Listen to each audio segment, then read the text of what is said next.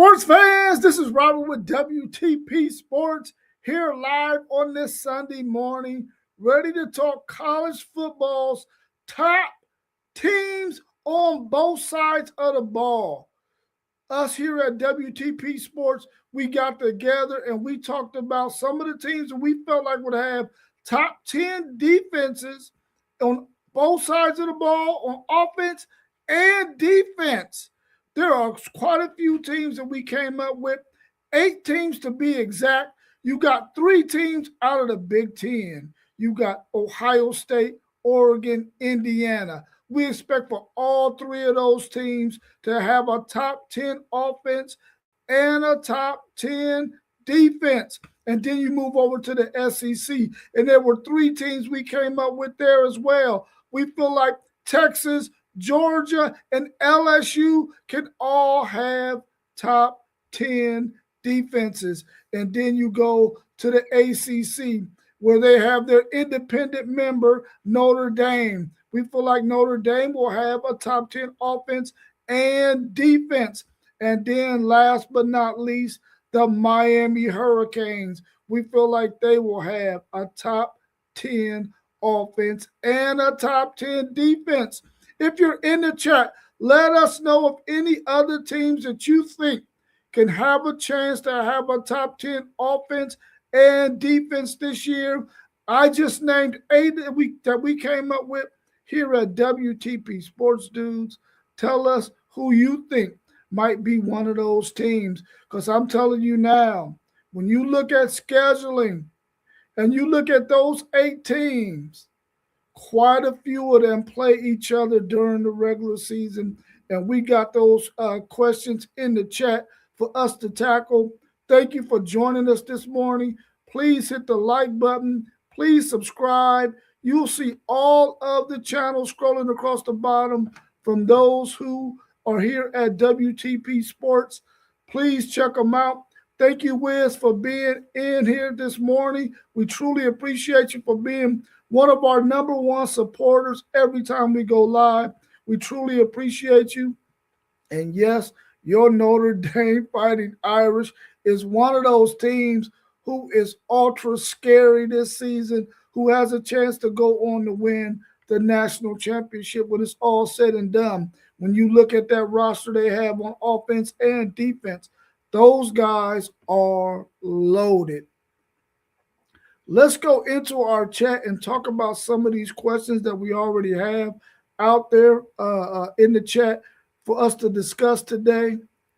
We got our man, SEC Sean. He's in the chat as well. He said, let's go, Rob. Sorry, I'm driving back today. I know you're driving back, bro. Be safe. Enjoy them goodies that you usually stop and get on your way home. And I know you will be super excited. We also got Georgia is spelled Opolis 1410 is in the chat. I hope that he's a Georgia fan because I'm getting ready to talk about Georgia right now. Let's look at this question we have about the teams that we thought would have top 10 offenses and defenses here this year in college football.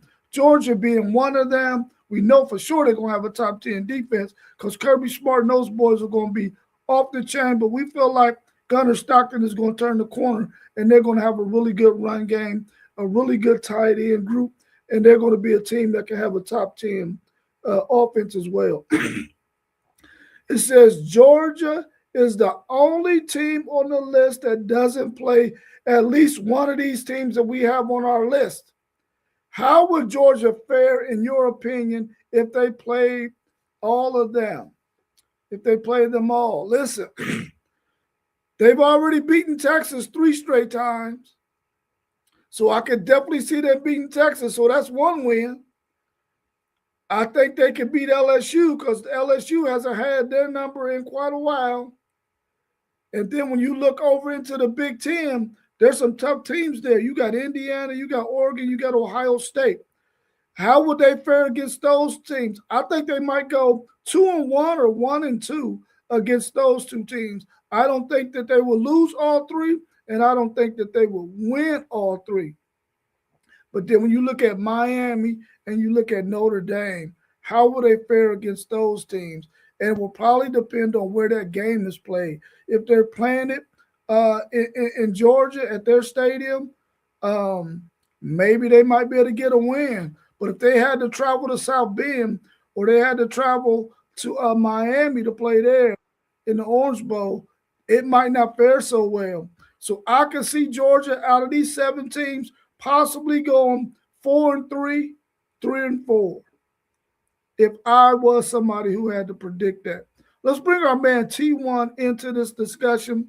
T1, how you feeling this morning? Feeling great, feeling great, feeling great. How you doing, big bro? I'm doing good, bro. Appreciate you joining us.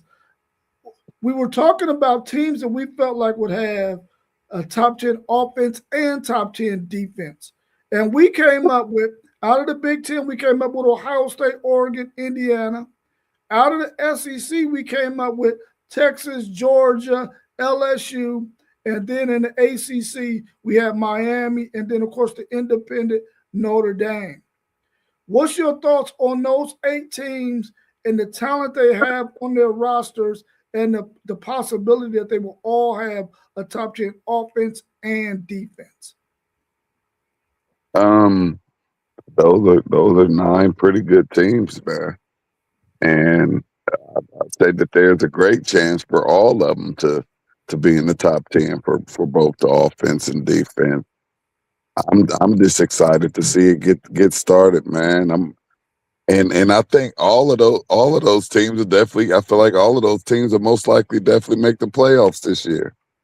So, man, I think there's a great chance for all of them to be in the top 10. I don't even know if there's one that I would possibly be able to take up out of there. I think those are four 9 good teams to put your money on. Yeah, I totally agree with you because I think all of them have an opportunity to definitely make it to the college football playoffs. And once you get there, you can make a nice little run. Let me ask you this. Georgia is the only team out of those 8 teams that I named that do not play one of the teams that is on the list. Everybody else plays at least one. How do you think Georgia will fare against an Ohio State, against an Indiana, a Oregon, a Miami, a Texas, a LSU, or a Notre Dame if they were to face them? And for me, it depended on if it was on the road or if it was at home or how the outcome would be. What is your thoughts on Georgia against those other 7 teams? Yeah, I don't, as highly as they talk about the SEC, man, I'm not sure if Georgia will be prepared for those teams because all of those teams have some pretty nice schedules. And I understand that Georgia plays in the SEC and they're gonna act like Georgia, has a dog fight every single week. But if they don't have any of those 8 teams on that schedule to give them that, that top 5, top 10 offensive and defensive battle, I mean, you need those type of games to prepare you for when you get into a dogfight. I think it could hurt them a little bit. Yeah, I agree with you on that. It will be very, very tough because I'm not sure. I know Georgia's going to have a really good run game, and their tight end pass game is going to be good. I don't know who they're going to get to replace those receivers that they had last year. At least the one that went on to the NFL. So if Georgia can do that, we know they're going to be good defensively and they can stop some people. But if they got to go on the road and play some of these teams, I think that the outcome would be less than 500. But if they get to play at home, 4 out of the 7, then I think they could be over 500. Yeah, but let's say this too: if any team can do it, pull off something like that, it could be a team like Georgia. Georgia could have that schedule where they, possibly staying healthy, not having no like big major bangers, but a team like Georgia could go on there and still pop a Notre Dame or LSU or somebody. So if anybody could do it, Georgia can. Yeah, I definitely agree with that. Let's go to our next question that we got on the docket. It says Miami travels to South Bend to face Notre Dame. Will the winner go undefeated if they're undefeated when they meet? What's your thoughts on that one? These two teams meet in South Bend this year on Notre Dame's home turf. We know how good of a game it was last year. Went right down to the wire. I think Miami won by 3. This year they got to go to South Bend.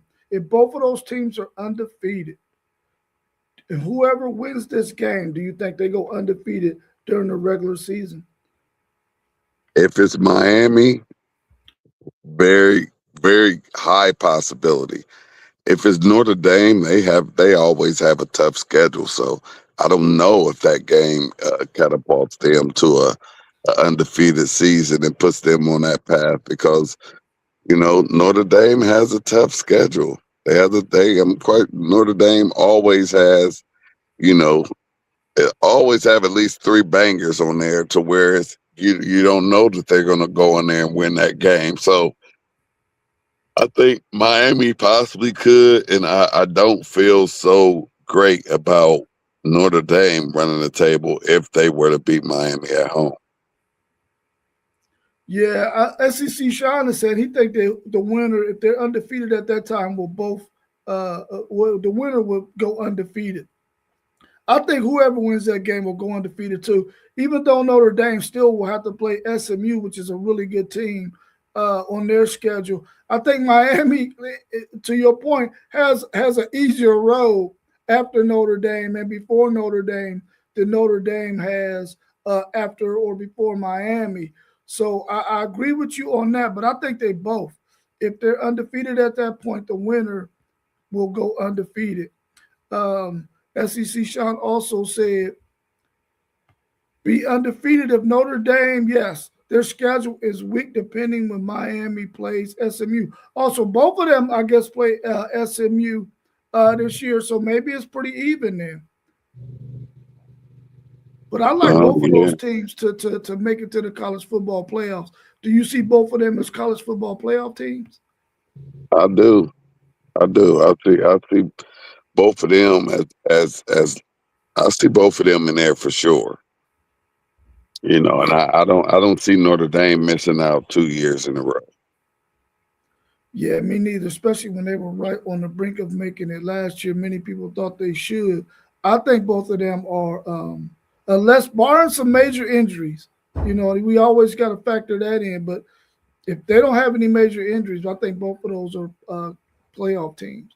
In fact, I think all 8 of these teams that we named are probably good candidates to make it to the college football playoffs. Right. And I think too, like even if Notre Dame was to, lose that game to Miami and even possibly lose another one and they possibly right there on the brink of getting in there again, I don't think that they leave Notre Dame out twice if they're right there at the doorstep of that college football playoff. Yeah, I tend to agree with you on that as well. I don't think they want the same kind of pressure that was put on them, the committee that was put on them when Notre Dame was left out last year. I don't think they're going to go through that again.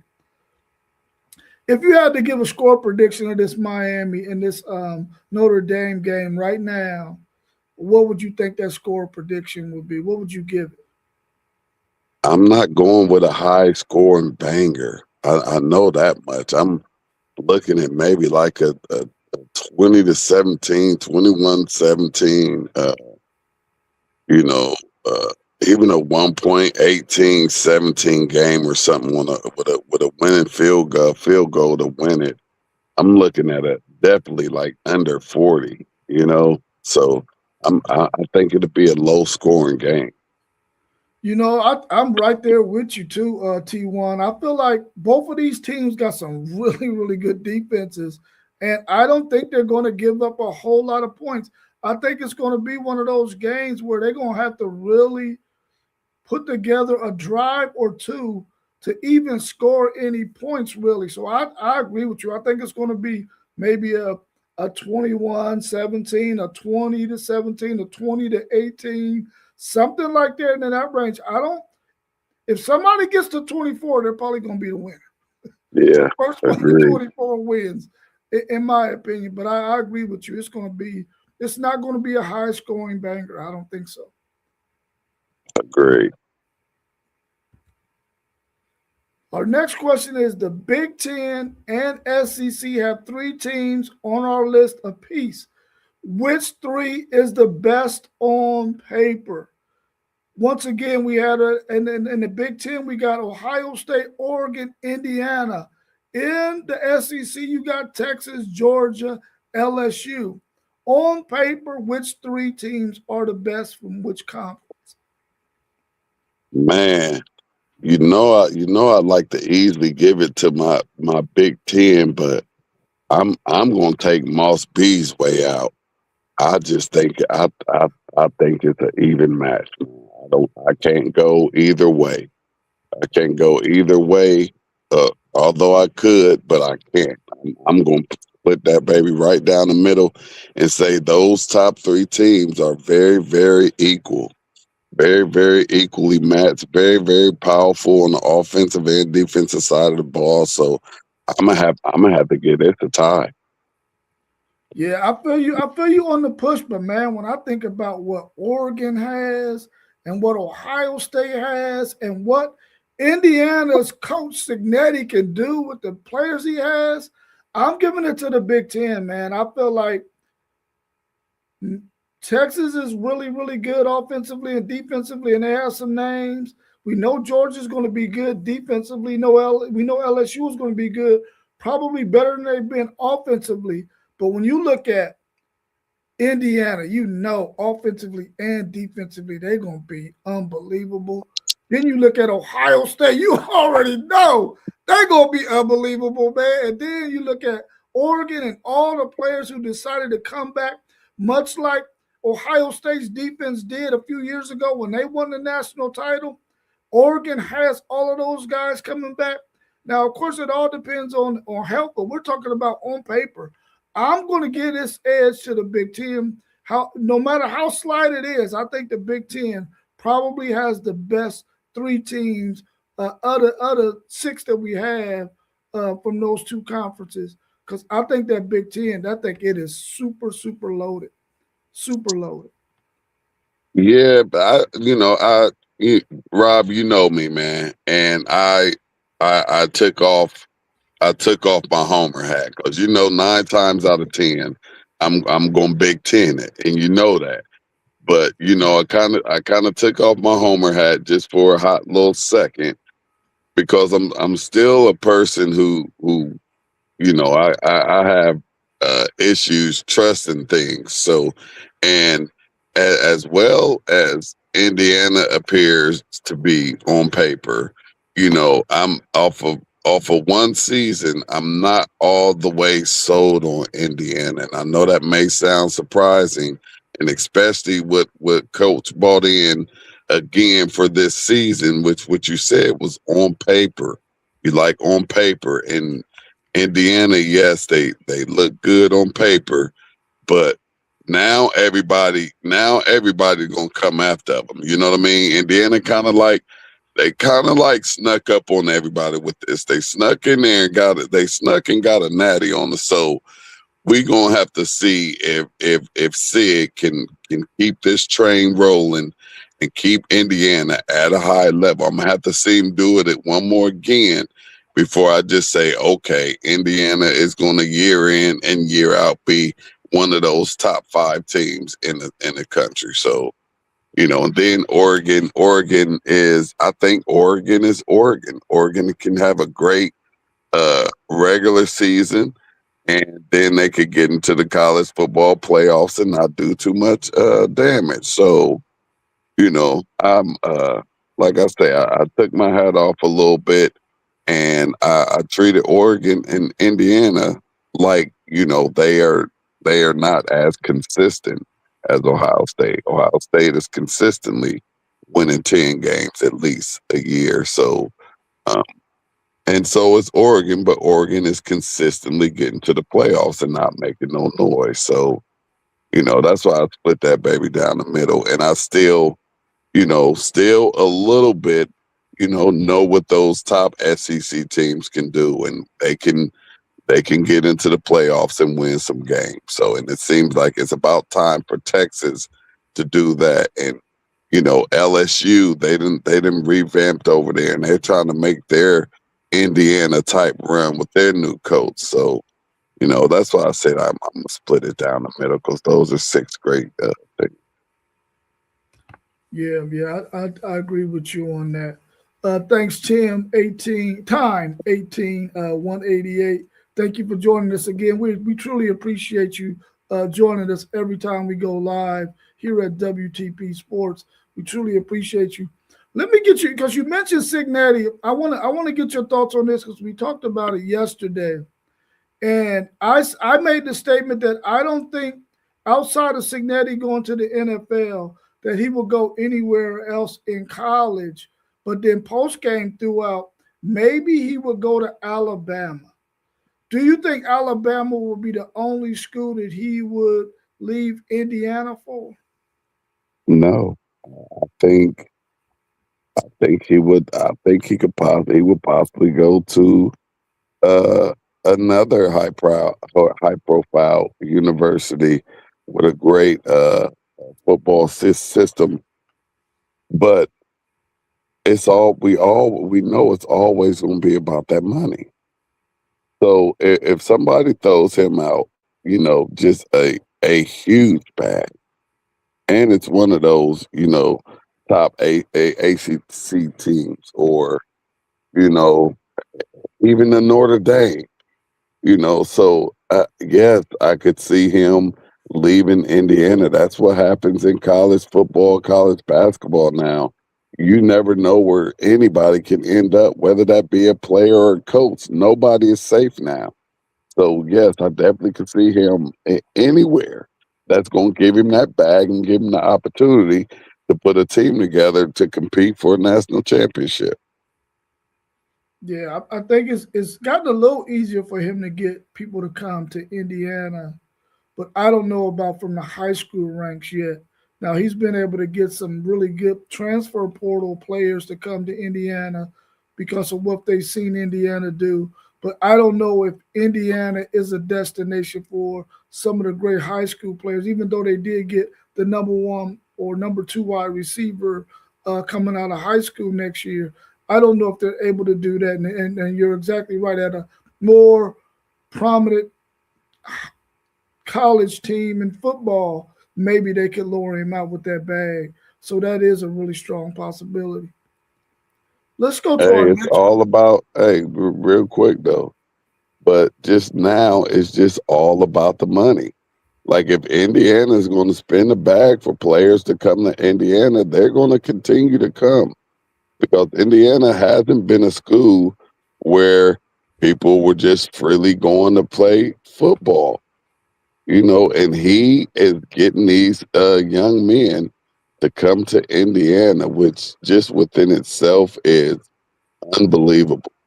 To think now we're in 2026 and players want to go to Indiana to play football. Not that's why Yeah, money rules. yeah. Time 18 188. I thought the same thing. I felt like only place Signetti would go to the NFL. And I believe you're saying the same thing. I would love to see him at the Pittsburgh Steelers. I think Pittsburgh Steelers fans would love to see him there too, especially the way he has such a attention to detail and how disciplined he is. That's the kind of organization the Pittsburgh Steelers are as well. So I could definitely see him going to the NFL. But post game, he feels like he don't think that Signetti has any interest in the NFL. So, I mean, I guess we just got conflicting thoughts on that when it comes to Kurt Cincinnati and possibly going to another college team or going to the NFL, because I really feel like somebody could throw him the bag and maybe lower him away from Indiana. But Indiana is one of those schools right now that's saying, listen, whatever the bag is, we got it too. We will give it to you. So maybe he stays put. I don't. I don't feel like. I don't think that he'll be as successful in the NFL now. I think Yeah. that he would go and and be right back in college within a few years. He's successful now because of the way that the college football landscape is now and the things that these universities are able to do to put together a really, really nice team. You don't have that in the NFL. You don't have the luxury of putting together a power team because you have more money or because you have enough money to do that.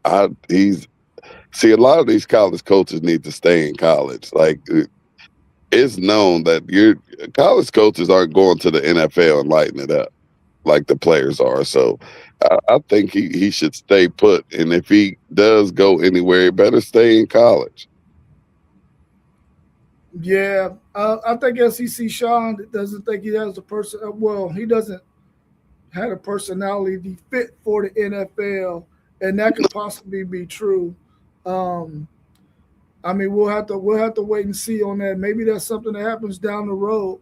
But I want to talk to real quick to Penn State Sports Talk 24/7.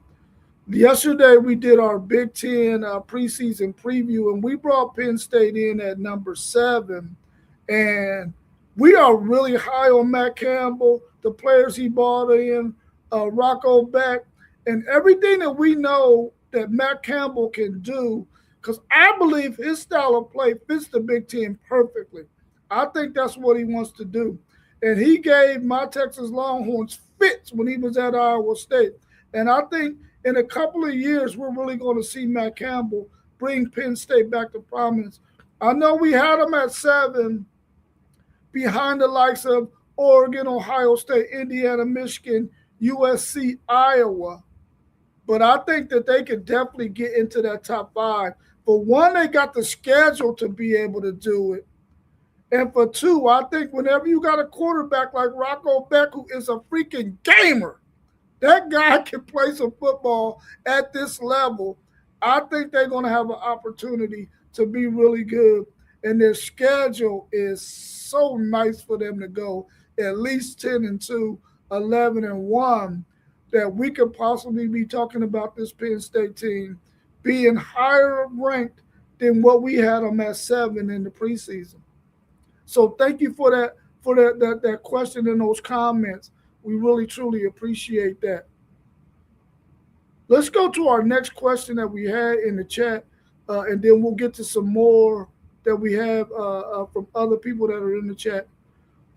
It says, Texas being one of the schools that we had that we believe will have a top 10 offense and defense, will face Ohio State at home and LSU on the road. How important is it for Texas not to go 0-2, because their chances of making the college football playoffs will be kind of jacked up? Maybe I need to read that question again. Texas will face Ohio State at home and LSU on the road. How important is it that Texas doesn't go 0-2 for their college football playoff hopes? T1, how important is it that Texas does not go 0-2 in those 2 games? It's very important. Those are their top 2 games. So they don't want to go 0-2. If they go 0-2, they don't say Texas that they aren't ready for the big boys. So they have to win one of those games. They have to. But I will say this as well: if they were to drop those 2 games and win the remaining 10, they're in the college football playoffs, and those games didn't hurt them. They just built them up and got them ready for the college football playoffs. So although they have to win one of those games, if they don't, but they go undefeated, they're okay at 10-2. So, and if they drop a third one,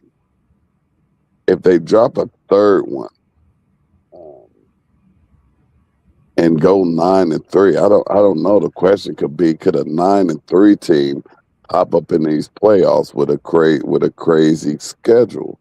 But I think that they have to win one of those games. But like I said, if they lose both of them and go undefeated, they're good. And I guess we could say like last year, if you lose a third, they lose both of them and lose a third when they're out the playoffs. So they do have to win one of those games. Yeah, I agree with you. I think they got to go at least 1-2. I mean, 1-1 in these two games, simply because if they lose to Ohio State in week 2, they don't get LSU until week 10. But they got to beat LSU if they lose to Ohio State. And if they beat Ohio State, then they got a little bit of wiggle room against LSU if they are still undefeated at that point. The thing that concerns me about this whole Texas schedule is the fact that they have a really tough schedule. Them and Ohio State, they have two of the toughest schedules in college football this year. But Texas, they got an 8-game gauntlet where they get no buys in the SEC. And that's going to be really, really tough for Texas to navigate, especially when you got to go to LSU, you got to go to Tennessee. You already going to have your game against Oklahoma, which is a rivalry game. And then you finish the season. Just imagine if they are 9-2 at that point, and they play Texas A&M at Texas A&M in the last game of the season. They could easily end up 9-3 on the outside looking in like they were last year with those 3 losses. Even though a loss to Ohio State, LSU, and Texas A&M will be better than that loss that they had against Florida, I still don't think that the committee is ready to put a 9-3 team in unless the landscape in that top 12 has some other 9-3 teams in it. And we'll just have to wait and see on that. But that I definitely believe they got to win one of those 2 games. Otherwise, they're going to put themselves in a really bad predicament, in my opinion. Let's check the chat real quick and see what we got going on out there. SEC Sean said, let me go up a little bit more.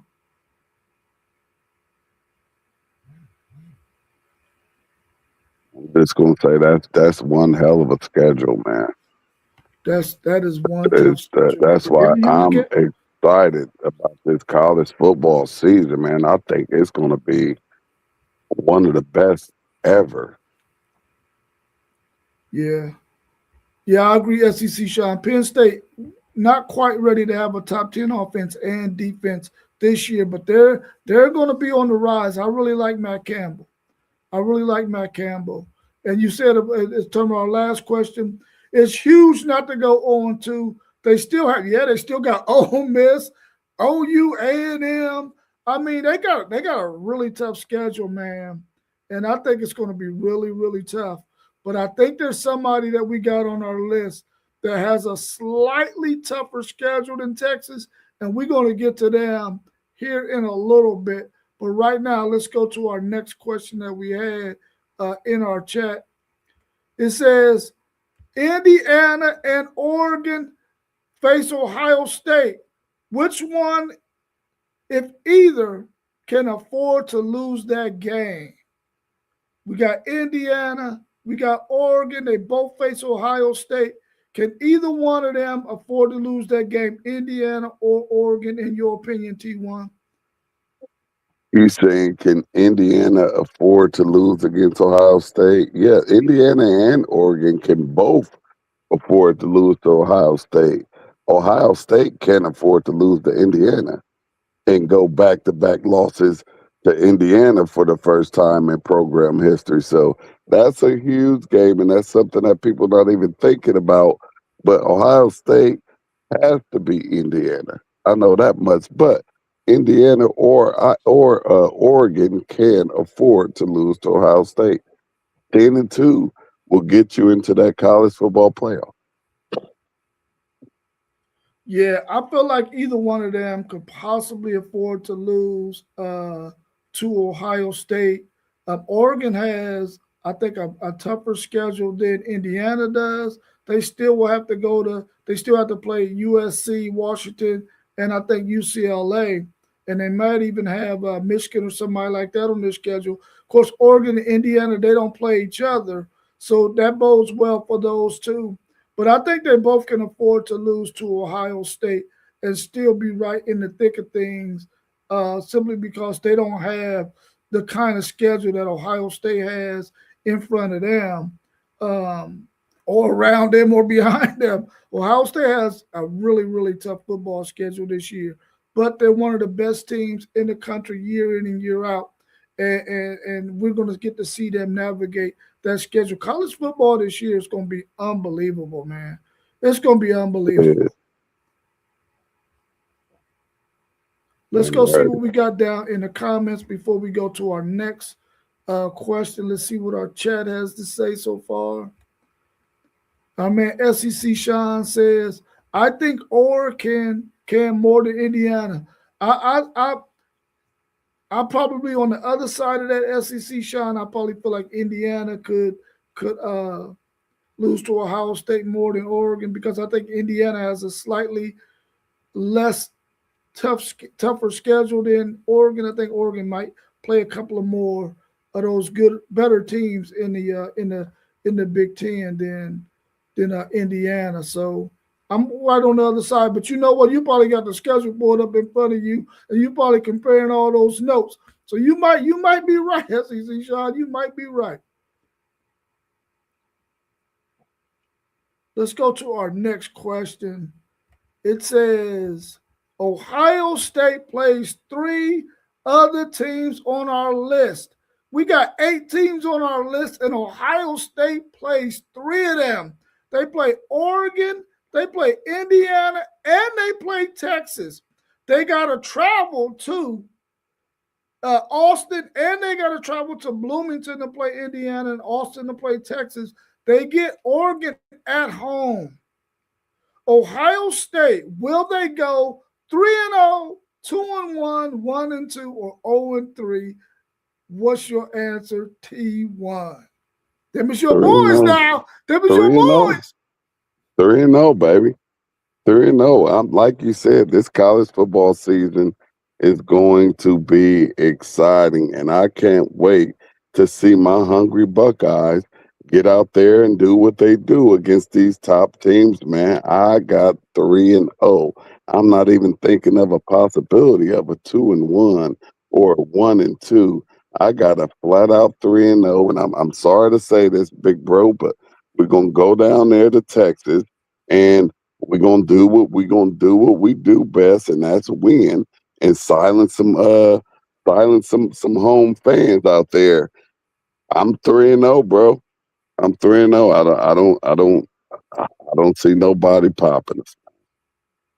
Yeah, I'm gonna tell you right now, if Ohio State goes 3-0 against those 3 teams, they will have to be crowned as the best team in college football at that point anyway, because those are going to be, you got to travel to Indiana and to Austin. Austin week 2, man, I'm telling you right now, if they go 3-0, yeah, you're going to have to say that they're the best team in the country at that point. But I definitely need them to go to at least 2-1, and that one loss got to be to my Longhorns.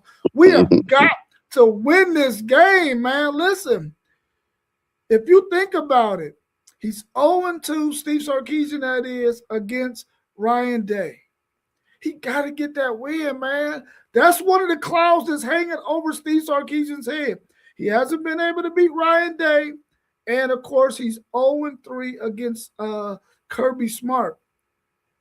He got to get wins against those kind of coaches who are always at the top of college football. And, of course, he's 0-1 against Kellen DeBoer, too, at Alabama now, but when he was at Washington. No, matter of fact, he's 0-2 against Kellen DeBoer because he lost 2 years in a row in bowl games to Washington. So listen, man, he has got to beat Ohio State in week 2. Otherwise, I don't know what that does to the morale of those players at Texas if they lose to Ohio State for a 3rd straight time. And then when you think about Ohio State, if they go 3-0, they are going to be riding high. The thing I think I love about Ohio State is the fact that I know that they believe that they underachieved last year. I believe they had the best team in college football last year, and they didn't win at all. They end up losing their last two games.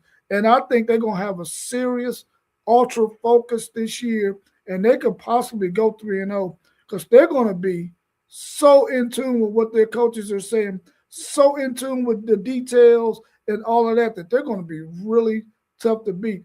But I believe Ohio State has the toughest schedule in college football this year. If you go look at that thing, and we already named three teams that we believe will have top 10 offenses and top 10 three defenses that they have to play. Now, of course, Ohio State is a team with a top 10 offense and defense too. But when you look at the rest of their schedule, they still got to play Michigan, which is a rivalry game, and we know how that thing can be. And I think they got another really tough game on their schedule too. Maybe it's Iowa or somebody like that. But I think they have the toughest Illinois. schedule. Illinois, Iowa, they got the Illinois, toughest schedule. Iowa, and Illinois are some. They're not just walkover Big Ten teams that you're just gonna walk over.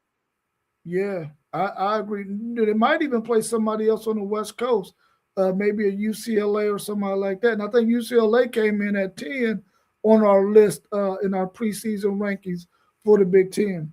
But I think Ohio State has the toughest schedule in college football, and I think Texas is probably a close second. But both of them got some really tough schedules this year, and it's going to make college football so freaking exciting week in and week out. Hey, but the history with the last time we had the home and home with Texas, we split them. So, you know, there's a possibility that Texas could get us at home, and so that's definitely going to be probably one of the games of the year in just week 2. So, that's definitely all eyes are going to be on Austin week 2 of that college football season, and Austin Texas needs that victory against Ohio State. They need that victory against Ohio State, just like Ohio State needs that victory when we play Indiana again. We cannot drop 2 straight against Indiana. That goes against everything that our program stands for. Yeah, I agree with you on that. That was a really good take right there, T1. Let's go to the last question that we had in the chat that we had from last night. But we'll go through the chat and see if there's any more statements or questions out there. Which of these 8 teams has the toughest road to try and make it to the college football playoffs? Those teams again are Oregon, Ohio State, Indiana, Georgia, LSU, Texas, Notre Dame, and Miami. Of those 8 teams, who do you think has the toughest road to try and make it to the college football playoffs? I think Ohio State and Texas, man. I think those teams, although all of those teams, they're going to have to fight. Nobody on there has an easy route to an undefeated season. Everybody on that list is going to have to fight for that undefeated season if they want that, or even that one loss. I could possibly see everybody on there with one loss. I could see there not being an undefeated team this year, or if it is, it's only maybe 1 or 2 of them because we have so many competitive teams and we're going to have some bangers out here. But I got to go with Ohio State and Texas. I think they have the hardest road to an undefeated season. Yeah, I agree with you. I think Ohio State has the toughest road simply because of the schedule that they have. They have a really, really tough schedule, but man, they are a really, really good football team. But I think week in and week out, Ohio State is going to have an opportunity to really play against some really good opponents, which is really going to help them going into the college football playoffs. So if they navigate it to where they make it to the college football playoffs, they're probably going to be the best prepared team to make a run in the college football playoffs, in my opinion, based on their schedule. And I feel like Texas is a really close second to being the same way because of the strength of their schedule too, especially once you get past Oklahoma, They got a stretch of, well, I think Oklahoma is one of the games because their bye is right before the Oklahoma game. They got 8 straight SEC games that they got to play. I think 3 of them are on the road and 4 of them are at home. No, 5 of them are at home and 3 of them are on the road. And that's going to be really, really, really tough to navigate, man. And they got to go to A&M, they got to go to Missouri, and they got to go to LSU. That they still play Ole Miss. So I think they got a really tough schedule now. Of course, they play Arkansas, but Arkansas, we had them coming in last in the SEC preseason ranking. So I don't think that's going to be too much of an issue, even though that's a semi-rival game. I just feel like those two teams really had the toughest schedule out there. Oregon may have a close third because I think they got to play all of the West Coast schools and then they got to play against Ohio State. So it's going to be tough, but you're exactly right. All of them have a slate that they got to run that's going to be really tough. It's going to prepare them for the college football playoffs. But I just feel like Texas and Ohio State will probably be the most prepared if they make it to the college football playoffs because of the slate they have to run. I just hope all of these teams stay healthy and are able to put the product out there on the field that we all, as college football fans, are looking forward to seeing. Is there anything else you want to touch on before we wrap up for today?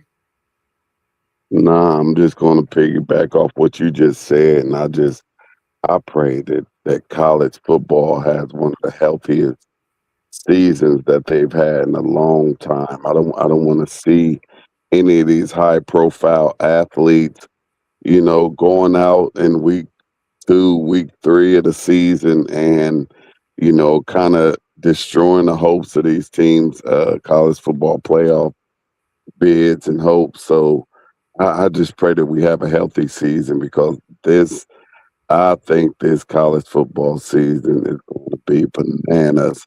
And we do know and understand that injuries are a part of the game, and that's when other players get their opportunity to shine and put their name on a map. So I still would like for a healthy season, but we know this is college football, and you have injuries, and you have those next in line players who you don't know, like who will pop out on the scene this year that nobody's talked about. Nobody knows. They might be number 2 on the depth chart or number 3 on the depth chart.